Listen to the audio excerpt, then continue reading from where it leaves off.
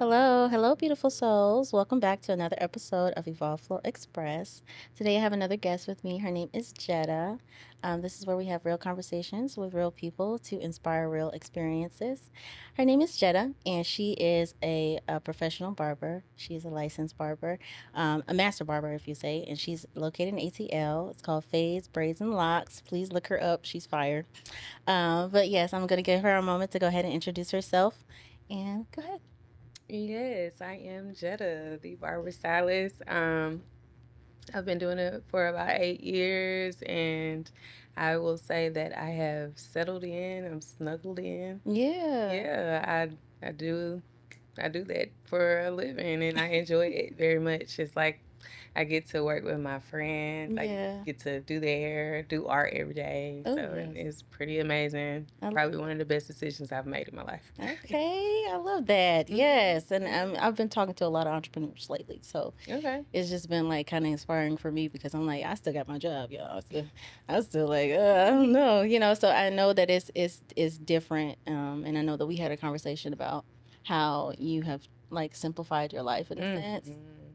So I want to know in terms of like the art of simplicity, or just um, just kind of simplifying things in your life. Like, how do you feel about that particular statement, or just looking at that? What is that meaning? Like, what is the meaning that comes to you for that? Um, well, I want to say that I just reduced a lot of stressors. You know what I Mm-hmm. mean? So, like, um, a lot of things that I didn't really see worth in, or what I'm saying, I feel like it was causing more stress than Yeah. good. I just Mm-hmm. eliminated it. And I will be honest with you, it took some time. Like it was like it built up to this, you know what I mean? Mm-hmm. So um I used to work for Sherwin-Williams before I became a barber, and I was working very hard. As you know, I mean, well, that's a paint company, so it's like Yeah. a lot of, you know what I'm saying? It is kind Hands-on. of Yeah. physical, you Mm-hmm. know what I mean? So, and it was taking up a lot of my schedule, and I kind of didn't necessarily see a future with them, Mm-hmm. you know what I mean? Yeah. So I had actually went to college as soon as I got out of high school, and I went for cosmetology, and I was just like, this is not for me, so I dropped out.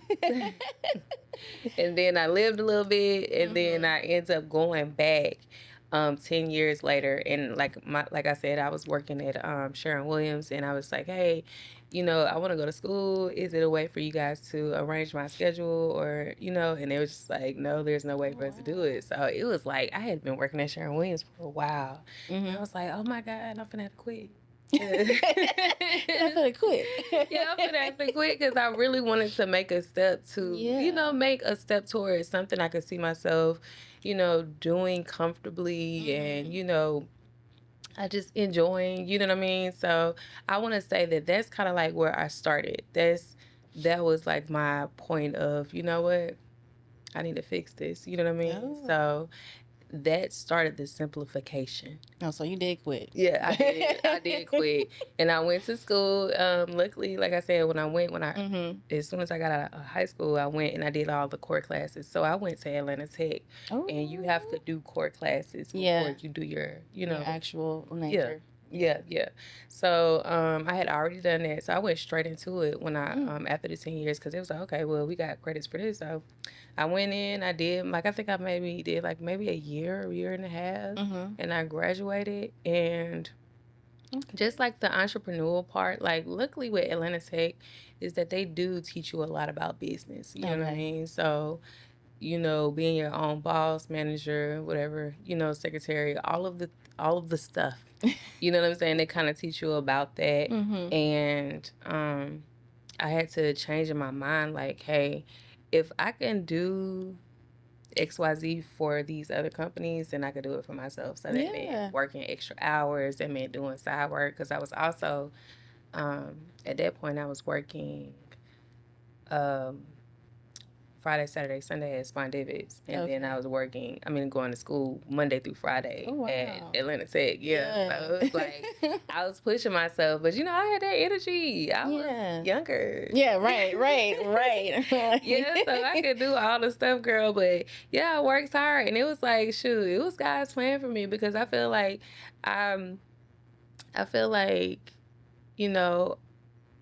all the resources that I had at that time, it was like perfect timing. You know what I mean? Like, just everything was perfect timing. And slowly but surely, after I, graduated from college, I was still working at Spondivis and doing the barbering thing, but it's just like slowly but surely, like, started to like I ended up started doing more barbering than Spondivis, and then I started to be like, you know what, I can make just as much money.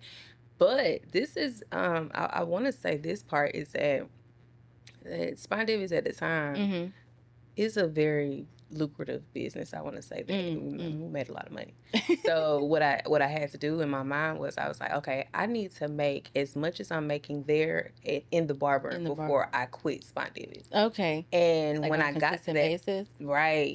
So when I got to that point, I was like, oh snap! Like, I'm now my own business. Now I'm making enough money for myself to provide, like, to pay all my bills. And then that's when I was like, now I can make my own schedule. I can come and leave as I please. At the time, I had a couple years after I worked at Spondivis, I moved closer. And that's another thing, too. Like, living in Atlanta, like, I don't like the traffic. I do not like driving. I don't like the traffic. So I moved closer to my job in Atlanta Tech. So now I'm 5 minutes away. So it reduces the amount of time that I have to drive.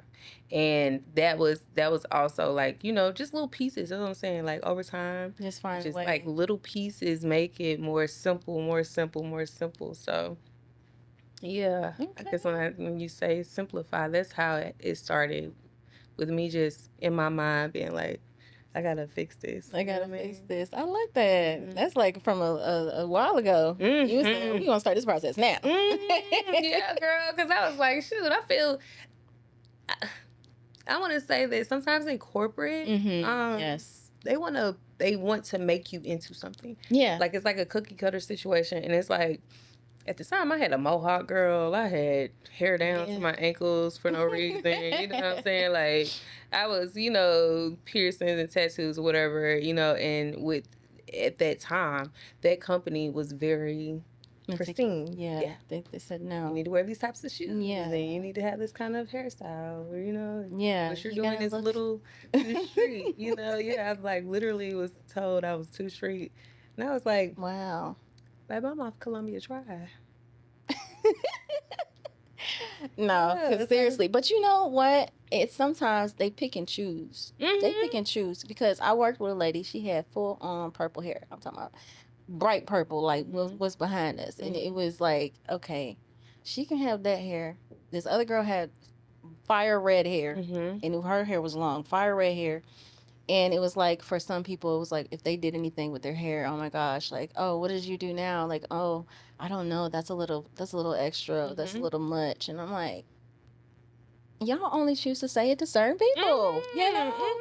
My kind, black people. Because now, I mean, like, why? Right, because now, even with that same company, they allow all of this stuff. Yeah. Like, and then I think, too, also, the Gen Z generation, they don't care anyway. I quit on you today. I quit on you today. That's the type of attitude they got. Okay, I'm gonna be a YouTuber. Right, like, oh, you think, okay. No. So I feel like they switched up their attitude because it was like, oh, no, this new generation, we ain't gonna have no workers. Right, exactly. Let people be creative, man. That thing. Like, because that never stopped me from opening accounts. It never stopped me from working hard. You know what I mean? And that's why I was like, you know what? I might could just do this for myself. And most time we got the best work ethic anyway, like. Girl. So, yeah. I love that. I definitely love that. I feel like, for me, I would love, and I think that's another reason why I'm just like praying that I just don't work for somebody for the rest of my life, because I like to be creative. I like to wear different things. I like to just be myself, and I've always been like that. I've always come up with some funky way of dressing or doing something, whatever I wanted to do. And So sometimes going to a corporate job, it just be like, oh, I don't have anything to wear because what I want to wear, I can't throw it on because you're gonna say, well, that's inappropriate. We want you guys to look very businesslike. Ain't nobody seeing me, girl. I'm inside this cold brick building or cement building or whatever for 8 hours of the day, pretty much, and I get maybe a little 15-minute break or a lunch, but nobody's seeing me. That's crazy. Nobody's seeing me. Yeah. But yeah, I love that. That's inspiring, to be honest, like for you to start that journey. And like, how does it feel being in a male predominant like field, you know, as a female barber, girl. Like a master barber, girl. My God. You know what is so crazy is that I have always, like, apparently, like, I got this thing for it because I have a lot of the time been in a male predominant lane. So even working at Sherwin-Williams, being in a big 5-gallon buckets, is like a male predominant job. So being it, you know what, to be honest with you, I love it. I get to know all the insider information. Yes. Like, I get to see, when I did work in a barber, so pre-COVID, I worked in a real deal barbershop, and it was called Taylor's Cuts, and I truly missed that barbershop for real, pre-COVID situation, because it was like the barbershop. Like, if you ever seen the movie, we literally had every character plus more in that barbershop. Oh, wow. Yes. That's so, the time. Right. We used to clown each other and everything. I mean, it was just so fun to me. And then I was brand new in the barber industry. But no, you know, when they had little talks about different stuff, you know, it was me and 2 other girls that worked there at the time. And shout out to Todd. Todd had been there she had been a barber for 25 years when I started. Oh, wow. Yeah, so I definitely got a seat right next to her, because I'm like, I'm trying to learn from the professional, you know what I'm saying? Go ahead, girl. Because that's crazy. That's like, that's a long time to be up in there. So she was good, and I definitely, you know, I stuck next to her, and then I had my other homegirl Stacy, but we was the only 3 women in that barbershop, and it was 12 chairs, and all the chairs was filled. Like, it was like, I'm not telling you it was the best experience for me to start out, but what I will say about the male predominant lane is that, yes, all the conversations, we get to hear the conversations. You get to know, like, how do men in general think? You know what I'm saying? And what it's like, you get to have conversations about things that you wouldn't as a, you know, in a female male type of situation. You know what I'm saying? So even with working at Sherwin-Williams, it was the same. It was, you know what I'm saying, it was similar. It's just like they were able to have conversations openly around me, and I got to put my input or understand why they think the way they think. So being in the industry, being in this industry for such a long time now, it's kind of like I got the whole full, I understand. You know what I'm saying? I both know. Sides, I understand both sides, and it's so fun and funny because I'm not gonna lie, you know what I'm saying? I don't really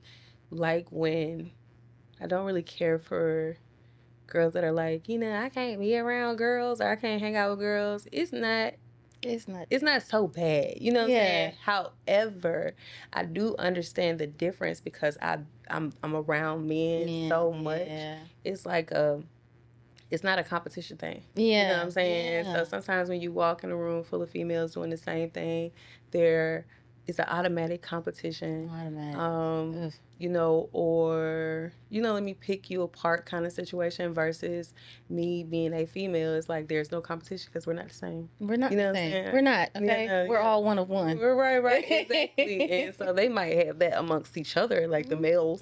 But I'm just like, you know what I'm saying? Like, I'm a girl. It's not no way, you know, that you can really compete. However, there are some cons when you're a barber in a barbershop. As a female. It's like, it's constant, like, reference to, you really don't really know what you're doing. It's like I had to prove myself, and then I had to.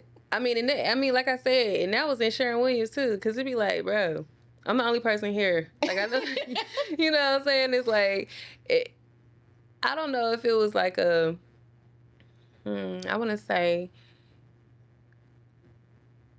it was like a challenge, I guess, for me to know what I was talking about all the time because I had to. You know what I'm saying? It's like they come in and be like, you don't know what you're doing. You don't know what you're talking about. And I had to work very hard. So when I was in school, I was like very astute. Like I took all the notes. I knew all the information. Like I had to make sure I was like that so that when I got into the field, I would, be able to say, yes, I do know what I'm talking about. And then too, the thing is that I'm not like a dyke. Yeah. I shouldn't have said that. No, it's okay. Okay, cool. Yeah. So I don't look like a stud. I don't got the, you know what I'm saying? So it's like, and you a pretty girl.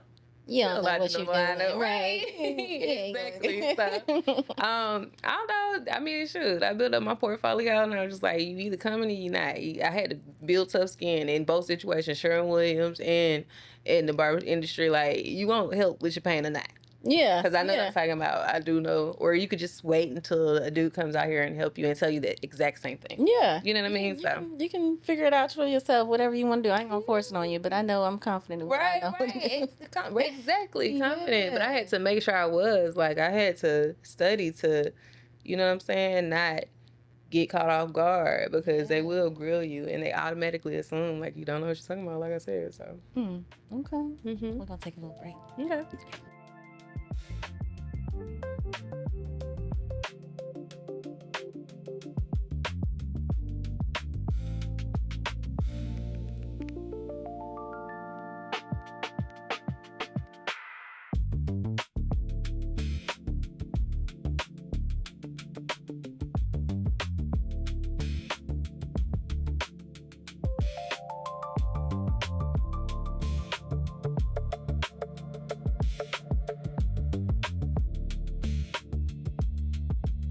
In terms of you starting your own business, I mean, I know that you already kind of gave a gist of that.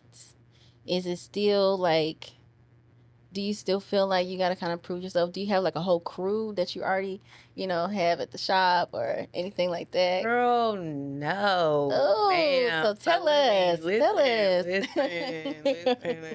Okay, so I did a lot of hustle in the very beginning. Yeah. You know what I'm saying? Where I wanted to build up as much clientele as I could. I'm trying to get as many heads as I can. I'm trying to just make all the money, and no, I stopped that shit, bro. like I am perfectly fine with the clientele that I have. Like, I guess because of the amount of years I've been doing it, I have built up my loyal clientele. Yeah. And I realized that there is only so much that I can do. You know what I'm saying? In a certain amount of hours. And at first I used to be like, I'm working 7 days a week. I'm working 9 to 9. I'm getting all this money. Like I used to be like, I used to set a goal for myself for each day, how much money I need to make a week to make my bills and all that kind of stuff. And when I tell you, like, over time, man, I just was just like, yeah, like we ain't doing that no more. like, no, and then too, I had my baby as soon as I started. As soon as I started in the barbershop. Just ate my ass out. Anyway, yeah. So I had my baby, which was like, she is like, I call her fertilizer.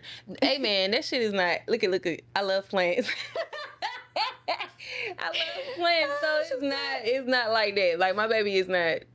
Literal fertilizer, but what I'm saying is that I was growing, you know what I'm saying? And she like boosted that shit. Like she was just like, you gotta get up. Yeah. You gotta, you know what I'm saying? You gotta move. You gotta set yourself up. You got to, it's like, you gotta make the money. And it was just like, as she was growing, at first, when she first came, I was like, okay, money.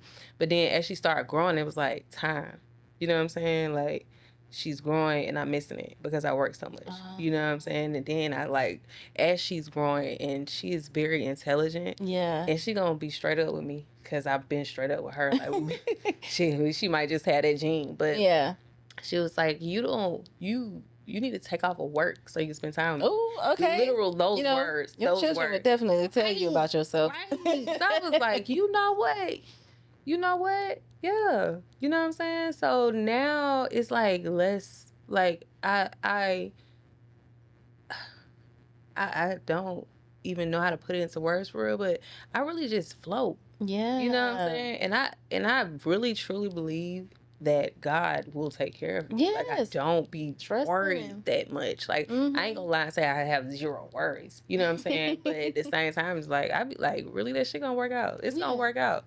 So I had to reduce the amount of hustle that I was doing. And I know that it's just like ingrained in us to just work so hard and grind so hard all the time. However, it's like we miss life by doing that shit sometimes. You know what I'm saying? Like, we miss life. We be missing it. It's like now 6 months done passed and like, what's the experience? Where's the memories, like the core memories that are like stuck to your soul? You don't have them because you've been driving around 285. You know what I'm saying? Like, you know what I'm saying? Running here, running there. Got to get the money. Got to stop. And they were just like, man, nah. As long as I got, and that's another thing. It's like, TV will have you thinking that you need everything. You know what I'm saying? The radio will have you videos, the social media you'll feel like you need something all the time.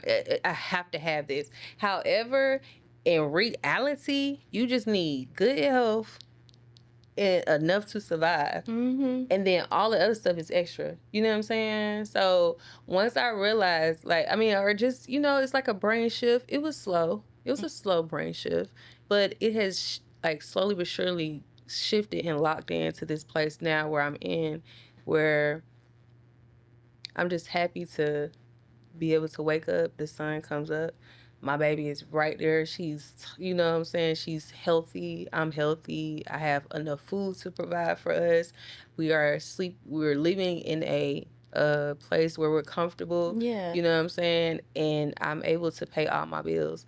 And so I don't want to manage nobody. I ain't got time to be trying to finagle through attitudes and characteristics. I don't know, like I'm not trying to teach no grown people. I'm not trying to have to reprimand no grown people. Like, I don't really have coworkers like that. I don't have no coworkers. I'm just a myself. So I don't have to finagle through characteristics that I don't want to. I don't have to deal with nobody that I don't want to deal with. And I really feel like God only sends me good people. And I say that shit all the time. Be like, you told me that too. It's like on the wave, whatever wave I'm on, he be like, you fit, you don't fit. Like, don't even call her phone. Don't even DM her. So, I love it. You know, I mean, that's how I live. No, I don't have no shop. I don't aspire. Well, I have a place. I was working out of a suite, and I decided to allow somebody else to rent that spot out. And now I do it at home. So okay. I love that. Very tight schedule. Like, my people know how to get in, and I honestly, I don't really have that too many new clients. What they'll do is they'll like your referral, somebody will send them over. So, okay. They'll be like, I'll be like, how did you find me? I know that's right. Like, I'm especially in Atlanta, you gotta ask them questions. How did you? I'm a hidden gem. That's like how myself is like a hidden gem, because you only will be able to find me through other people. Even though my Instagram pages, you know, I do hair. You know what I'm saying? Even those people, like I said, God only send me good people, because I get DMs for people, but it be like some people that be along the same lines I'm on. You know what I'm saying? Or in the same type of vibe. You know what I mean? I feel that. Definitely. I do got a couple YNs. I ain't gonna hold you. But I treat like my little brothers. I was gonna say they really loving. They really, you know what I'm saying? They be really having some good hearts. Like, they do be having good hearts. People just be treating them like they in the, you know what I'm saying? Like, why if you don't put a jump?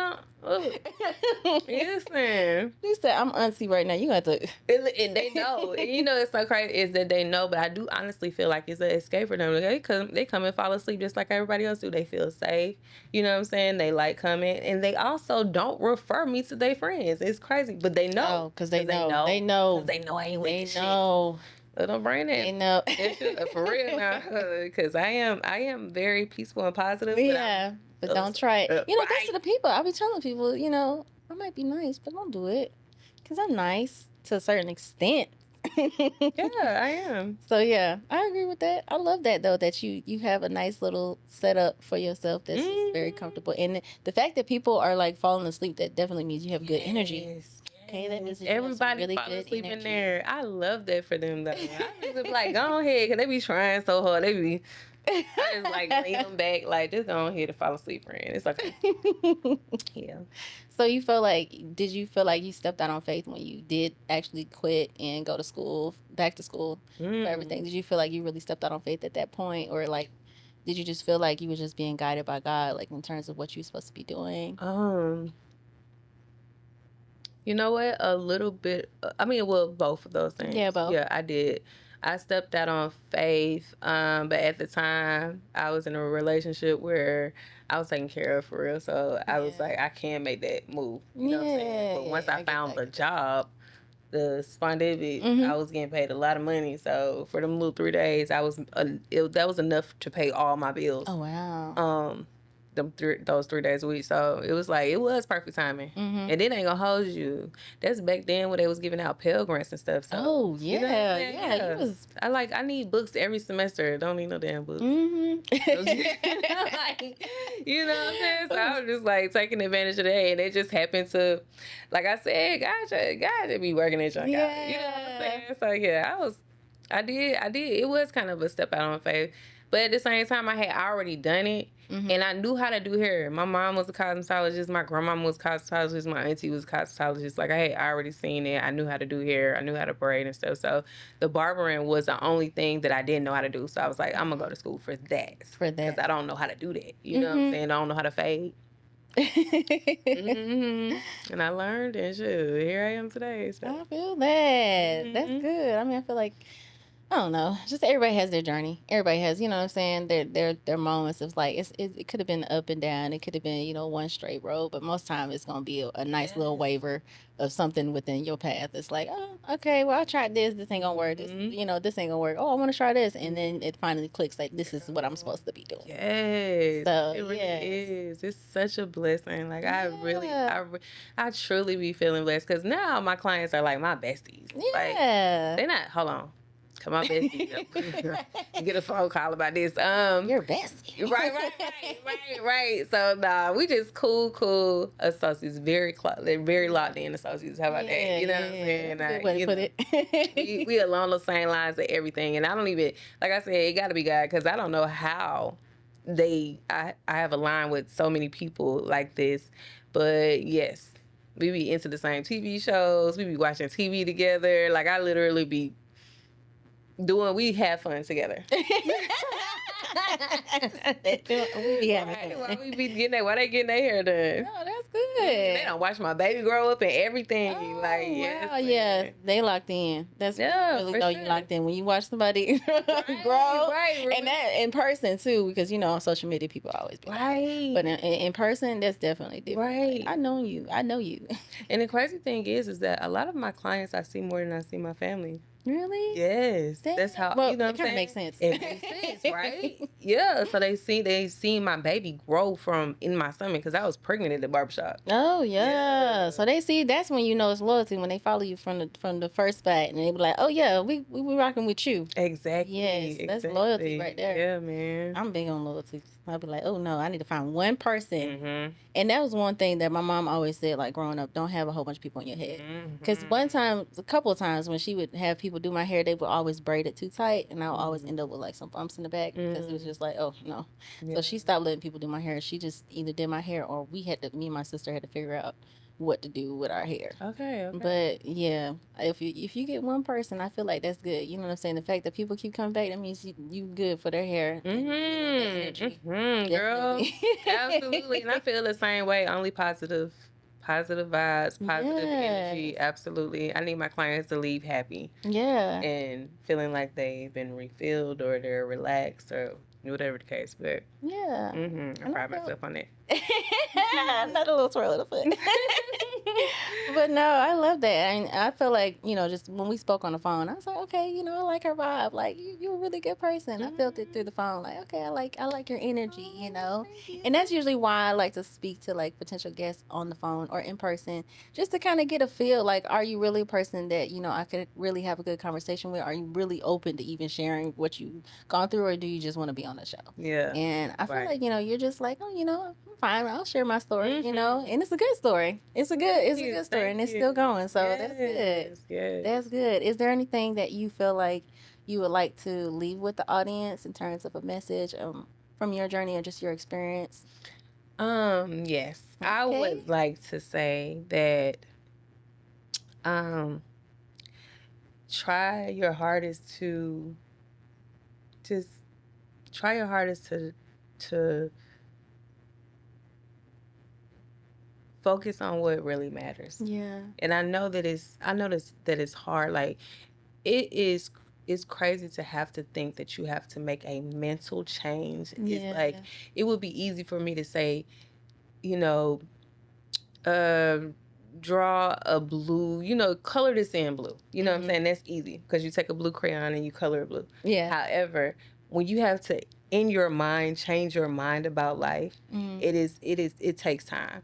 And what it is that life is very simple, but we live in a capitalistic world where you are constantly needing more. And once you make that mental shift where you make a list of things that you want and need, you get those things and then stop there. Yeah.